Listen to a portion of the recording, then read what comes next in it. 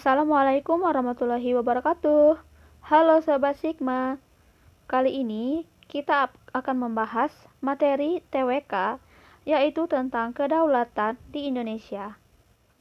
Bagi yang belum subscribe, silahkan klik tombol subscribe-nya ya. Jangan lupa untuk klik like dan share. Hakikat kedaulatan rakyat. Kedaulatan berasal dari bahasa Latin, yaitu supremus, yang berarti kekuasaan tertinggi. Kedaulatan diartikan sebagai kekuasaan tertinggi atau kekuasaan yang tidak terletak di bawah kekuasaan lain. Sifat kedaulatan.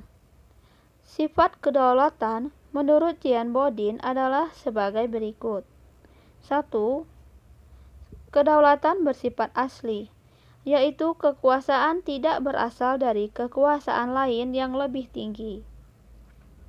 2. Abadi, yaitu kekuasaan itu tetap ada selama negara itu berdiri, meskipun pemegang kekuasaannya berganti-ganti.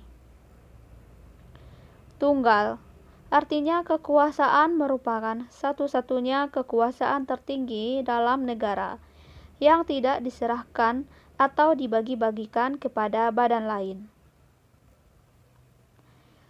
Sifatnya tidak terbatas, yaitu kekuasaan itu tidak dapat dibatasi oleh kekuasaan lain. Macam-macam kedaulatan. 1. Kedaulatan ke dalam. Kedaulatan ke dalam, kekuasaan tertinggi di dalam negara untuk mengatur fungsinya sesuai dengan peraturan perundang-undangan yang berlaku. 2. Kedaulatan keluar, kekuasaan tertinggi untuk mengatur pemerintahan serta memelihara keutuhan wilayah dan kesatuan bangsa yang harus dihormati oleh bangsa dan negara lain untuk mengadakan hubungan dan kerjasama dengan negara lain.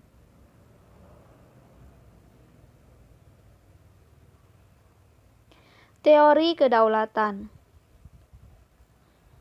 Teori kedaulatan Tuhan. Ciri-ciri dari teori kedaulatan Tuhan ini adalah kekuasaan tertinggi ada pada Tuhan atau bersumber pada Tuhan. Negara dan pemerintah mendapatkan kekuasaan yang tertinggi dari Tuhan, atau raja mengaku sebagai keturunan dewa. Teori kedaulatan raja.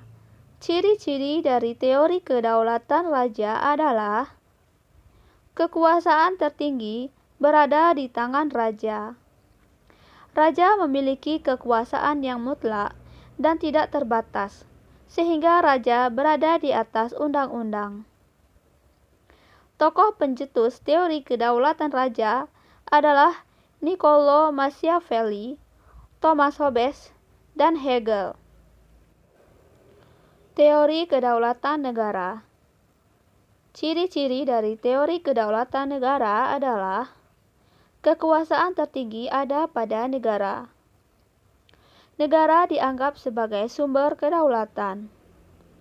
Tokoh pencetus teori kedaulatan negara adalah Jean Bodin dan George Jelinek. Teori kedaulatan hukum. Ciri-ciri dari teori kedaulatan hukum adalah kekuasaan tertinggi dalam suatu negara adalah hukum. Penguasa ataupun rakyat wajib tunduk pada hukum dan negara yang menciptakan hukum. Tokoh pencetusnya adalah Kreb.